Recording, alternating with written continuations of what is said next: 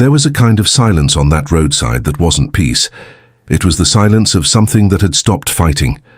The kind of stillness that settles when the body no longer has the strength to scream, when the lips are so chapped from thirst that even crying can't come out right, when a person stops asking for help because they've realized no one is coming and has begun to accept. It was this silence that Colonel Augustus Thorne found that October afternoon in 1872, when his horse stopped on its own in the middle of the red dirt road between Thorne Manor and the hamlet of Shiloh Creek. The animal snorted, took a step back, refused to go on, and the colonel looked ahead, trying to understand its hesitation. There, by the roadside, beneath a scrawny cottonwood that barely cast a shadow for a dog, lay 3 figures on the ground. A woman, 2 children, motionless as river stones in a dry bed. For a moment Augustus thought he was too late, that he had arrived too early or too late, and that either way there was nothing left to do. But then the smallest boy moved his hand. Just that. A tiny, almost invisible gesture, like the last flutter of a bird's wings with nowhere left to fly. And the colonel dismounted before even tying his horse. What he found in that moment would change not only the lives of those 3, but his own, that of 250 souls spread across his lands, and that of all who would come long after them. To understand what happened on that road, one must first understand who Colonel Augustus Thorne was before he found them. He was not an easy man to define.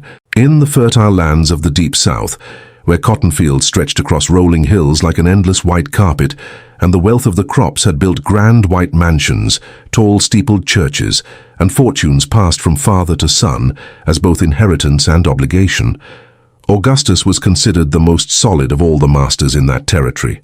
Solid was the word others used, not the wealthiest, though he was rich, not the most feared, though they respected him with the kind of deference that kept a prudent distance. Solid, like a thick adobe wall, like earth that doesn't yield under weight. At 54, he owned Thorne Manor and 3 smaller properties nestled in the neighboring hills, together accounting for nearly 1,000 acres of cotton, whose white bowls gleamed in harvest months like scattered pearls across the landscape. He was a man of imposing stature, broad shoulders that a working youth had shaped and that the years had not entirely undone. Greying hair still held some dark strands here and there, tied at the nape of his neck with a leather thong. Thick, bushy eyebrows over eyes of an unusual grey-green in those parts, a colour the old-timers of the region said belonged to those who saw what others preferred to pretend didn't exist. A face weathered by decades of sun and difficult decisions that left furrows not merely from age, a hooked nose, a wide mouth that rarely smiled, but when it did, it changed the air around him in a way people would comment on afterward. Enormous hands, knuckles marked by years of labour, hands of a man who had started poor in the backcountry of Georgia and built everything through his own efforts before inheriting what he had from his father-in-law. He wore a wide-brimmed hat, a linen duster coat worn at the folds, dark leather boots that were never quite clean because he didn't like to spend all day in an office. He never cared much for appearances. There was a natural dignity about him that was independent of clothing or title. He had been a widower for 11 years. Miss Virginia, a woman with skillful hands and a laugh that filled the big house with good noise, had died of fever during an epidemic, leaving no living children, for their only son had been stillborn 2 years prior. Since then, Colonel Augustus Thorne had plunged into business with the silent intensity of one who buries thought in one thing so as not to drown in another. He managed his plantations with a firm hand, but without the brutality that marked many of his neighbours in the region. He was not one for parties, not for speeches in the town square or drawing-room politics. He was one to wake before the sun, to know each worker on his lands by name, to pay debts before they were due, and to make no promise he couldn't keep. He had 250 enslaved people distributed among his properties. He provided adequate food, attended to them when they fell ill, and did not permit his overseers to use violence for reasons he considered minor. But he was a slave owner. He knew it. There were nights when that awareness weighed like a stone in his chest, weighing in a way that couldn't be pushed aside. Sitting on the veranda of the big house, listening to the low spirituals that drifted from the slave quarters, laden with a longing he could never fully understand, a longing that came from a place in the world he had never set foot in, and a freedom that had been taken before those people could choose anything. Augustus sometimes sat motionless for too long, staring into that darkness. But the plantation moved, the cotton moved, life moved, and he carried on. He carried on as most men do when the system that sustains them is also the system that imprisons them, within a logic that seems impossible to undo alone. That October afternoon, he was returning alone from Shiloh Creek. He had settled a land dispute with a smaller neighbor, an issue that had lasted 4 years and exhausted him more than any difficult harvest, because a boundary dispute in the South was never just about land. It was about pride, about inheritance, about family honor, and resolution was always halfway between law and threat. He yearned only for the silence of the return journey, the sound of his horse's hooves on the red dirt road, the strong, sweet scent of ripe cotton that permeated the air that time of year like a perfume the entire region wore. He expected to find nothing. The road was little used, cutting through a more secluded wooded area where travelers or drovers were rarely seen, a road that served mainly as a shortcut for those who knew the way and wanted to avoid the bustle of the main road. But the horse stopped, and the colonel looked ahead and dismounted. Before we continue, let me ask you something. If this story is already stirring something within you, if you're feeling that tightening in your chest that true stories cause, subscribe to this channel now. Here we give voice and life to the memories and people who never had a space to tell their stories, but who carry the wisdom and pain of entire generations. Subscribe so you don't miss what comes next. Tell me in the comments which city and state you're watching from, and stay with me because what happens next will captivate you from beginning to end. Augustus knelt beside the woman. She was enslaved. This was visible from the marks on her wrists, from her torn and ragged sackcloth dress, from the complete state of abandonment she was in, the kind of state that doesn't come from accident, but from another person's decision. She must have been around 30. Difficult to say precisely because exhaustion and hunger age any face in a way that age alone cannot. Deep, beautiful, dark skin, which dehydration had left dull, opaque, like dry earth after a too long drought. Kinky hair escaping in tufts from a carelessly tied head rag, lips cracked and streaked with dried blood from unquenched thirst, a fine nose, cheekbones too high from extreme thinness, bones showing everywhere there should have been more flesh, arms thin as winter branches, yet holding her 2 children with a firmness that seemed impossible from that body. 2 boys. The older one was perhaps 3, his face resting on her shoulder, eyes half open and glazed in the way fever or exhaustion leave a child's eyes. The younger one would not reach 2 full years, his belly distended from the kind of hunger that is not plenty, the belly of a malnourished child that the colonel recognized immediately because he had seen that sign in years of drought, when families of poor sharecroppers arrived at the plantations begging for anything at all. The woman opened her eyes when his shadow blocked the sun, dark, almost black eyes that stared at him with a mixture he would take some time to fully understand. It wasn't just fear, though fear was there, solid and present.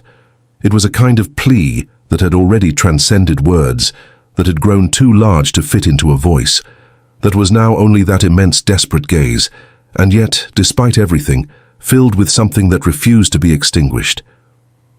"My children," she whispered. Her voice came out like crumpled paper, hoarse, almost inaudible. "The boys, please, master, I don't matter anymore, the boys." Augustus took the canteen from his saddle. It was half full of water. He brought it to her lips carefully.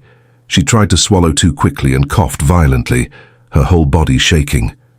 "Slowly," he said, in a voice he didn't recognize himself, softer than the tone he used for almost everything. "Slowly, or your body will reject it." She drank slowly. Then he gave water to the older boy, who swallowed with his eyes still closed, his 2 hands gripping the canteen with surprising strength for such a small body. Then the younger one, who drank by slowly opening and closing his mouth like a baby bird. When the canteen emptied, Augustus looked at the 3 of them and realized he still had much work ahead. There was food in his saddlebag, cornbread and jerky he had wrapped that morning, intending to eat on the way, and hadn't touched. He broke it into small pieces. gave it to her first. She chewed with her eyes closed, tears streaming freely down her face without her making any gesture to wipe them away, as if she didn't even have the energy for that gesture, as if crying and eating needed to happen at the same time because there was no time to separate them. "How long have you been here?" Augustus asked. 4 days, she replied, her voice already a little stronger after the water, as if the liquid had awakened something that had begun to slumber. 4 days, master." He said nothing for a moment. He just looked at the red dirt ground around them, at the sun slowly setting on the horizon, at the long shadows the cottonwood cast on the dry ground, and felt something stir within his chest. It wasn't the compassion he had felt other times in the face of human suffering, the compassion one feels and then puts away. It was bigger than that. It was anger. A cold, slow anger, the kind that doesn't scream, that just settles within the body like an uninvited guest with no intention of leaving. "Who did this?" he asked. The woman looked at him. He saw that she was weighing the question. She was weighing the man in front of her, trying to read in his face, in his eyes, in his posture, if there was enough safety there for the truth. Augustus waited patiently. "Mr. Chrysanto Valerius," she said finally. "Valerius Plantation, 2 leagues from here. With all due respect, sir, may I ask you something first?" "You may." "Do you have any interest in returning me to him?" "No," Augustus said. The silence that followed lasted 2 or 3 seconds. She closed her eyes. When she opened them, there was something different on her face. A decision made. A door she had kept closed with great effort that she had just opened. "My name is Ilara. The boys are Matthew and Ben. Matthew is the older one, he's 3. Ben is 1 year and 8 months. A month ago, a bondswoman from the neighboring plantation, a woman named Hope, came to me with her son, a boy of 8, named Cyrus, with a fever for 3 days. The Valerius plantation doctor had said there was nothing more to be done, that the boy would probably die. I know about herbs. I learned from my grandmother when I was a girl back across the great water. I slipped out at night after my master slept, crossed the woods between the 2 plantations with my 2 boys sleeping in the quarters, and gave little Cyrus the tea I knew would break that fever. I stayed with him for 2 hours until the heat subsided. The boy breathed easily, slept truly for the first time in 3 days. I returned before dawn, but my master found out I had left without permission. He called me out in front of everyone the next morning, gave me 25 lashes with the whip, and then ordered that I and the boys be tied behind his horse and brought to this road. Said this road was where things that were no longer useful were left. Said it would serve as a warning to the others. She stopped. The boys were asleep now, both of them, leaning against her, too exhausted to wake with the conversation.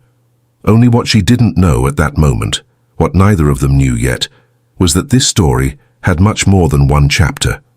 Augustus stood in silence for a moment. Then he rose. He went to his horse, untied the blanket rolled on the saddle for the cold valley nights. He returned, spread the blanket in the bottom of the small wagon he pulled behind his horse, and which had arrived full of provisions from Shiloh Creek. He put the sacks on the road, emptying the space. Then, with a care that surprised even himself, as if his own body knew before his head what it was doing, he picked Ilara up in his arms. She weighed less than anything he had ever carried in those hands, less than sacks of cotton, less than seemed possible for a person still alive. He placed her in the wagon with the blanket folded beneath her. Then he picked up Matthew, who woke with the movement, and looked at him with eyes too serious for a 3-year-old, without crying, without complaining, without making any sound, just looking, as if from an early age this boy had learned that silence is sometimes the only protection available. Then Ben, who slept the whole time. "We're going to Thorn Manor," Augustus said. "I have a doctor there." The journey took 6 hours because he went slowly, avoiding the bumps in the road, stopping every hour to give more water and small pieces of food. The sun set, and the temperature dropped with the speed that the southern low country has in October, when days are hot and nights arrive cold and unexpected. Augustus took off his own duster coat and placed it over Ilara and the boys. Ilara drifted between consciousness and sleep, but each time she awoke, her first movement was the same, always the same. Her hand emerging from beneath the coat and going straight to the 2 boys, touching one and then the other, checking their warmth, their breathing, First her children. Only then did she return to herself. They arrived at Thorn Manor when night had fully fallen. Dogs barked in the pens, lanterns lit in the big house cast long shadows on the packed dirt yard. The head overseer, a man named Ignatius, came out onto the veranda when he heard the wagon and stood at the top of the stairs, not understanding what he was seeing. "Fetch Dr. Clement," said Colonel Augustus Thorn without dismounting. "Now, if he's asleep, wake him, and settle these three in the back guest room of the big house." Ignatius opened his mouth, closed it, looked at the wagon, at the three, back at the colonel. The back guest room of the big house was for guests. It had never been used for enslaved people. "In the back guest room," Augustus repeated, his voice not asking for an opinion. Dr. Clement was a free physician whom Colonel Augustus Thorn had brought to the plantation 7 years prior, a man in his 40s, with reddish hair already greying at the temples and in his beard, steady hands of one who had attended fever and birth and snakebite and bullet wounds in nearly 20 years in the backcountry. He examined Ilara and the two boys for almost an hour, with the concentrated silence of one who is reading a language most people cannot read. Then he left the room, closed the door, and stood in the hallway with his hands clasped in front of his chest. "Another day without water," he said. "The three would be dead. I am not exaggerating. The malnutrition in the boys is severe, especially the younger one.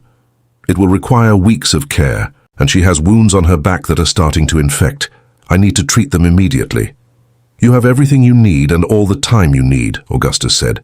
In the following 3 weeks, Dr. Clement worked with 2 enslaved house servants whom the colonel designated to help, women named Charity and Delilah, with skillful hands and a patience that is not learned but possessed. They treated dehydration with constant water, medicinal teas, broths. Malnutrition with thin soups at first, then heartier ones, then real food as their stomachs gradually accustomed themselves again to satiety. Ilara's back wounds, open and with clear signs of infection that the doctor described to Augustus with a dry, precise vocabulary that made everything heavier to hear, were cleaned with spirits and covered with poultices that Clement prepared with herbs he cultivated himself at the back of the plantation. Something shifted the day Matthew laughed for the first time since they arrived. It was one afternoon when Delilah brought a spotted puppy into the room, a pup born 3 weeks earlier on the plantation that still wobbled on its own feet. Matthew stared at the animal expressionlessly for a moment. Then the puppy tumbled sideways trying to turn over, and Matthew opened his mouth and laughed with his whole body. That child's giggle that doesn't yet know there's a reason to hold back.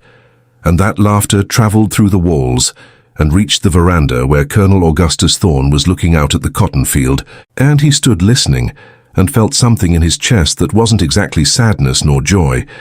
It was a mixture of the two. It was the feeling that the sound arriving was the sound of something that had been almost extinguished and had just decided to continue.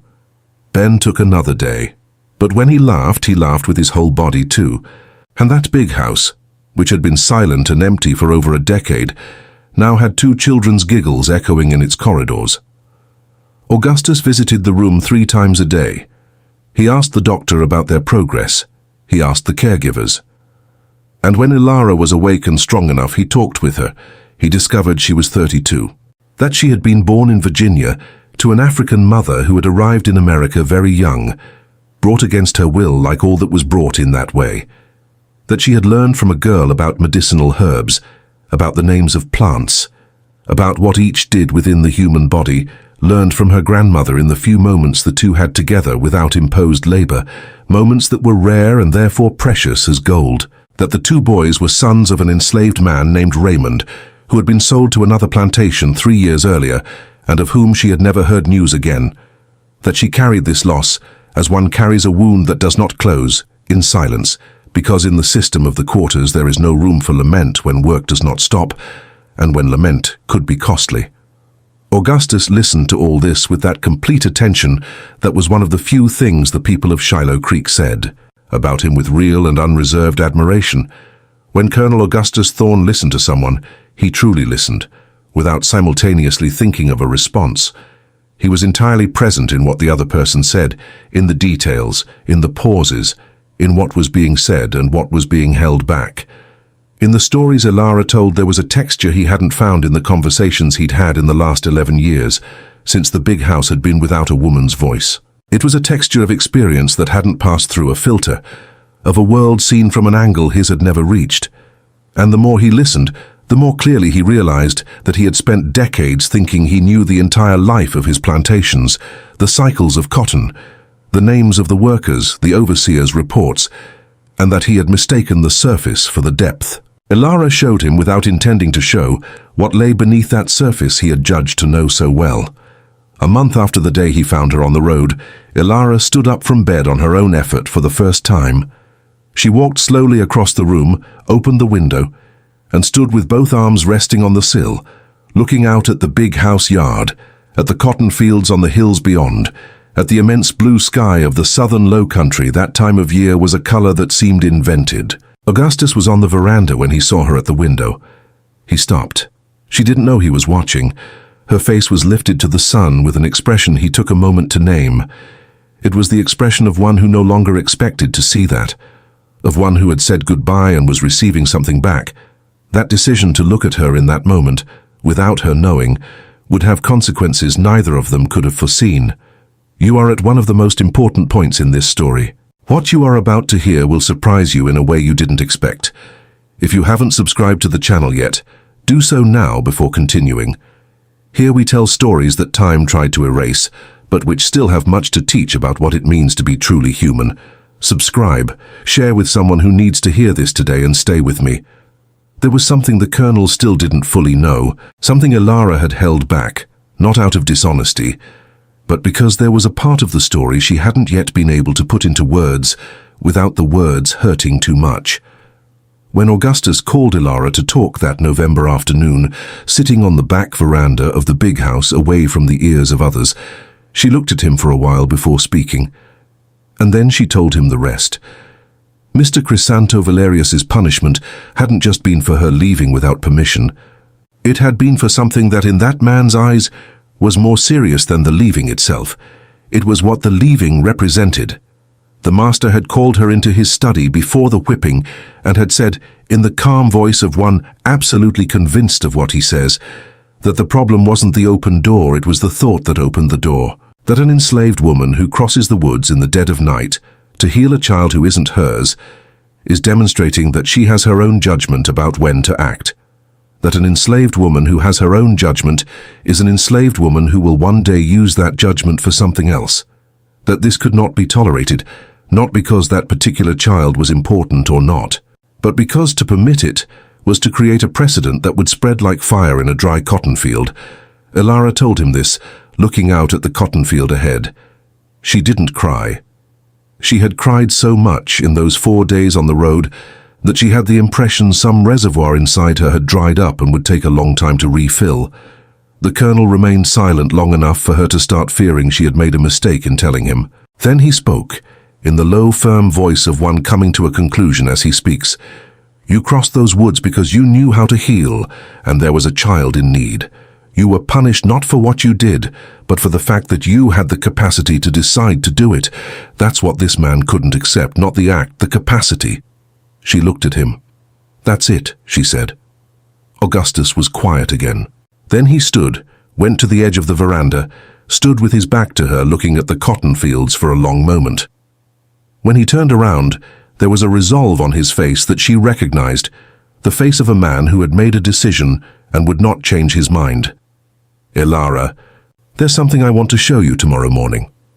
The next morning he took her to a small parlor at the back of the big house that had been Miss Virginia's library and had later become a storeroom for papers and documents that accumulated over the years. There were stacked wooden crates, piles of yellowed records, books covered in dust. Augustus pointed to the largest crate in the center. Inside are the records of all 250 enslaved people on my properties. Every master is required to keep these papers. I've had them here for years, but what I'm thinking of doing with these papers is not what any other master in this region has done so far. She waited. I'm thinking of transforming each of these records into a freedom paper. The silence that followed was the kind that had physical weight. Ilara's hand rested on the edge of the crate, motionless, unable to fully process what she had just heard. "But before I do that," Colonel Augustus Thorne continued, "I need to ask you a question that has nothing to do with these documents. It has to do with me. It has to do with the weeks you've spent here, with what I've learned about who you are, about your strength, and about the love you have for your children. I can no longer look at you as I would look at anyone else who passed through this plantation. I don't know how to name it completely yet, but I know I want you to stay, not as an enslaved person, not as a worker, because you have nowhere to go. I want you to stay as a person who chooses to be here. And if you, with all the freedom in the world to say no, feel something similar to what I am feeling, then I want you to consider me as a possibility." Ilara remained silent. Then she looked at the box of documents. Then she looked at him. "You are 54 years old," she said. "I am. I am 32. I know that too. People in the region are already talking. They will talk more. They are already talking worse things about me," he said. She almost smiled. It was the first time he had seen that, just the beginning of a smile, a corner of her mouth that yielded for an instant before she could hold it back. And in that tiny movement, Colonel Augustus Thorne understood that the decision had already been made by some part of him long before that conversation, perhaps since the road, perhaps since the afternoon he saw her at the window, looking at the sun as one who receives back something lost. What followed in the coming weeks was what the old-timers in the region would later call the great upheaval of the Low Country. First, Augustus personally went to the Shiloh Creek courthouse and registered Ilara, Matthew and Ben as free persons. The clerk was a man who had processed documents for Colonel Augustus Thorne for 15 years and who looked at the papers 3 times as if expecting there to be an error or for the colonel to change his mind. The colonel did not relent. He signed each page with the firmness of one who is settling a debt. Matthew and Ben received the surname Thorne, officially becoming adopted children. Then Augustus went to Mr. Chrysanto Valerius. He entered that man's study, placed a copy of Ilara and the boys' freedom papers on the table, and simply said, "If you try to cause any trouble of any kind, what I have already written in a letter to the capital lawyer will arrive there within a week, with all the details of what you did. Abandoning 3 people on a road without water and food has a legal name, and I have the means and the disposition to make that name cost you very dearly." Mr. Chrysanto Valerius said nothing. Augustus left. They married 2 months later in a ceremony at the Thorne Manor Chapel with Father Aniceto, who had baptized half the region and who performed the marriage without question, perhaps because the colonel was who he was, or perhaps because Father Aniceto was older than his conservative reputation suggested and had seen enough of the world to know when to argue and when merely to pray. Ilara wore a white cotton dress embroidered with small flowers on the sleeves, which the house servants Charity and Delilah had made together for weeks, without anyone asking, simply because they wanted to. In her kinky hair, loose for the first time since she had arrived at the plantation, were yellow and white flowers that Matthew had helped choose with the seriousness of one fulfilling an important mission. Ben slept through part of the ceremony. When Ilara entered the chapel, Colonel Augustus Thorne, who had not cried for over 20 years, felt his throat tighten in a way he could not control. It was not sadness. It was the opposite of sadness. It was the feeling that a door that had been closed for too long had finally opened, and that on the other side there was enough light for both of them. Now comes what no one in that region expected. 2 weeks after the wedding, Colonel Augustus Thorne sent word to all the surrounding residents that there would be a public address in the Shiloh Creek town square on the following Saturday afternoon. The curious came, the disgruntled came, those who wanted to see the scandal up close came, those who came to defend the colonel out of habit of defending a powerful man, and some, fewer in number, who felt there was something different about that invitation, something they couldn't name, but which drew them to the square with a kind of expectation that was not common. Augustus climbed the steps of the church, took off his wide-brimmed hat, and stood looking at the crowd for a long time before speaking. It was an October Saturday with strong sun and little breeze, and the shade of the square's trees didn't reach everyone there. So there were people standing in the sun looking at him, and there were people in the shade looking at him, and there was a silence that grew as conversations were pushed aside. "Many of you are scandalized," he said. His voice came out without the tone of a speech. It was the voice he used with the overseer early in the morning. Simple, unadorned, direct. Many are saying I've lost my mind. That age has come before its time. That I allowed myself to be blinded by something a man of my position should not have allowed himself to be blinded by. Let me tell you a story. And he told it. He told of the road, the scrawny cottonwood, the 3 figures on the ground. He told of the horse that stopped on its own. He told of the boy who moved his hand. He told of little Cyrus with a high fever, and the woman who had crossed the woods in the dead of night, with 2 children sleeping behind, to give herbal tea to a child who wasn't even from her plantation. He told of the 25 lashes of the whip. He told of the deserted road and the 4 days without water. Something shifted that day in the square. The people who were there would feel it later, when they left and thought about it. But as the colonel spoke, the silence was the kind that grows. I found a woman who, even after life had given her everything that would justify complete bitterness, still carried care for others within her, who used what she knew to alleviate another's pain without asking for anything in return, who protected her children with the last remnant of strength her body had. And I asked myself, Colonel Augustus Thorne continued, what kind of system is this that takes such a person and condemns her to death on the side of a road for having her own judgment about when to use what she knows? He stopped. Let the question hang in the air for a moment. I married Ilara because I fell in love with her. I adopted her children because they are my children now. But I am not here today to talk about my marriage. I am here to announce something else. Starting next month, all 250 enslaved people on my plantations will receive freedom papers. All of them. I will offer work with fair wages to those who wish to stay. Those who wish to leave will leave with enough resources to start elsewhere, but no one on these lands will sleep as anyone else's property from now on. The murmur that followed was of several kinds at once. There was incredulity. There was indignation. There was in some corners a different kind of silence, the silence of one who is hearing something they never expected to hear, spoken aloud, and doesn't yet know how to receive. Augustus descended from the church steps, put his hat back on, and returned to the plantation. In the following months, he fulfilled every word with the same exactitude with which he honored financial debts. The freedom papers were drawn up at the courthouse one by one, 250 documents with the name of each enslaved person and the date of their freedom. 212 accepted to stay as free laborers with monthly wages. 38 left to try life elsewhere. Augustus gave each who left enough money for the journey and a letter of recommendation written in his own hand. The plantation, to the surprise of all who had said he was committing economic suicide, did not fail. Cotton production dropped in the first 3 months while the new system was organized and then returned, and then surpassed. People who slept in the quarters fearing the dawn did not work the same way as people who knew they would have a wage at the end of the month and could leave if they chose. Ilara assumed a role no one had designated for her, but which she filled with the naturalness of one who has found where things fit. She cared for the well-being of the workers and their families. She organized with Dr. Clement a system of regular care for everyone.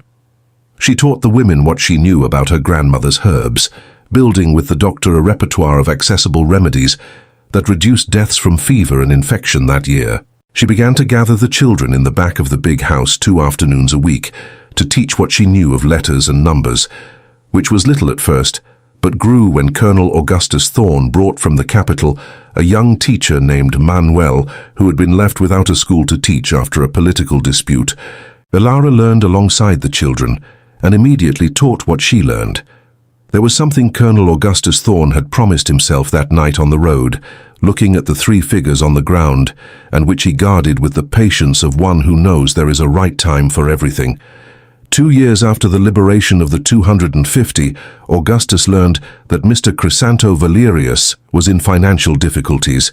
He had lost a harvest to the boll weevil plague and had fallen into debt in a way that he could no longer manage. He was selling enslaved people to pay debts, separating families, which in the system of slavery was the most everyday and most devastating cruelty of all, mother separated from child, man separated from woman, without explanation, without farewell, without an address to write to. On Valeria's plantation, was the family Ilara knew. Hope, little Cyrus's mother. Cyrus, already 10 years old, and 3 younger siblings. Ilara told Augustus one night, sitting on the veranda of the big house after the boys were asleep, her voice low and firm, holding back much more than she was letting show. Tears streamed freely down her face as she described what she had heard from workers who had relatives on Valeria's plantation.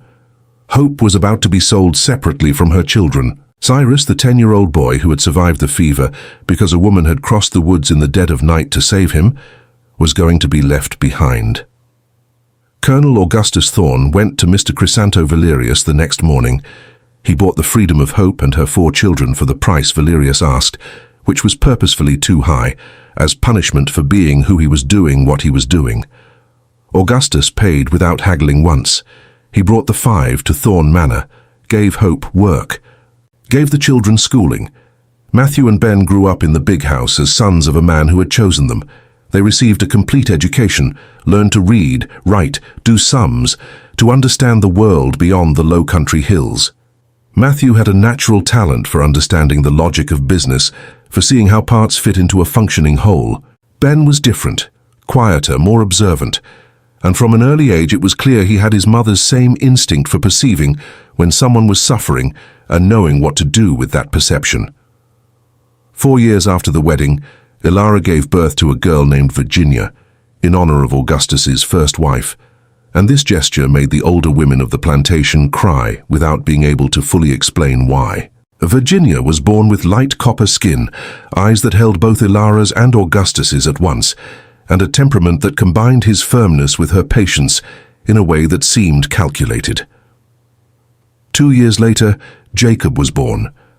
Dark like his mother, with his father's thick eyebrows, and a laugh that filled the entire yard and made the workers stop what they were doing and laugh along without knowing exactly why. The big house, which had been empty and silent for over a decade, once again had the noise that living has. 4 children running through the corridors, Ilara singing whilst fixing morning teas in the kitchen, Colonel Augustus Thorne sitting on the porch with his children in his lap on Saturday nights, teaching them the names of the stars he'd learned as a poor boy in the uplands, for all this. It was a true family, built on choice, not on obligation. Cyrus grew up and became a doctor. He studied in the city on a scholarship Colonel Augustus Thorne paid for as naturally as he'd pay any honest debt. Came back to the region years later. Worked alongside Dr. Clement. When Clement retired, Cyrus took over. Treated the poor, the laborers' families who couldn't pay, and treated them the same as he treated those who could. And always, when someone asked how he'd come so far, he'd tell the story of the woman who'd crossed the woods in the dead of night to save a child with fever, who'd been punished for it, who'd near died, and who'd changed everything. Matthew expanded the plantation's business with a vision the colonel openly admired, married a merchant's daughter from Charleston, had 5 children, all raised knowing the story of how their daddy came into this world. Ben studied medicine alongside Cyrus, the 2 like brothers in study and in path, and returned to found an apothecary that distributed remedies at reduced cost to poor families throughout the region. Virginia became a teacher, then principal of the school that had grown from those afternoons in the back of the big house. The school served hundreds of children from all around. Jacob became a lawyer, specialized in cases for laborers and freedmen, one cases folks said were impossible to win. And when he lost, he appealed. All 4 of them knew every detail of the story. The scrawny live oak, the 4 days without water, the horse that stopped on its own. They carried that story with the care you carry something that might break if not handled with attention, but that needs to be carried because it is what it is. Hope and Colonel Augustus Thorne lived together for 26 years. He passed at 80, she at 58, 7 months apart. To his last day, Augustus said the horse had stopped on that road because something bigger than him had decided it was time. And Hope said she'd prayed by that live oak not to survive, but only for her children to survive, and that the answer had been far greater than the question. They were laid to rest side by side in the plantation cemetery, in an area shaded by a mighty oak Hope had planted with her own hands in the first year after their marriage.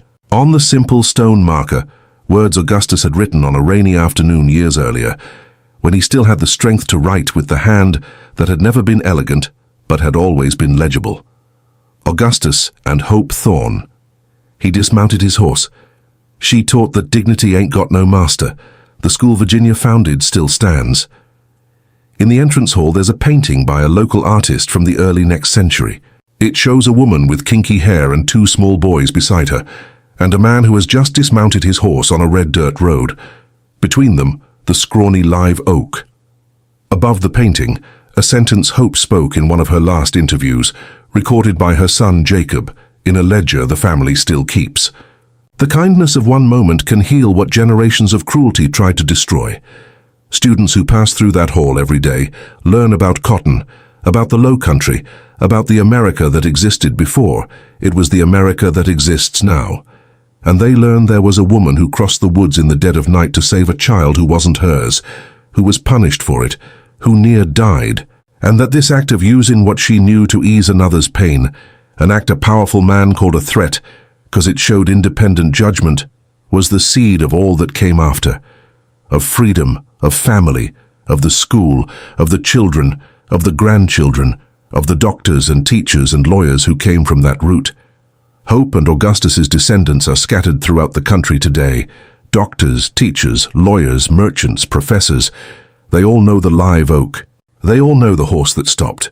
They all carry, each in their own way, the story of a woman who crossed the woods in the dead of night because there was a child with a fever and she knew what to do. And for that she was left to die, and for that very reason she was found. That's their story. It's the story of all of us who believe goodness has power.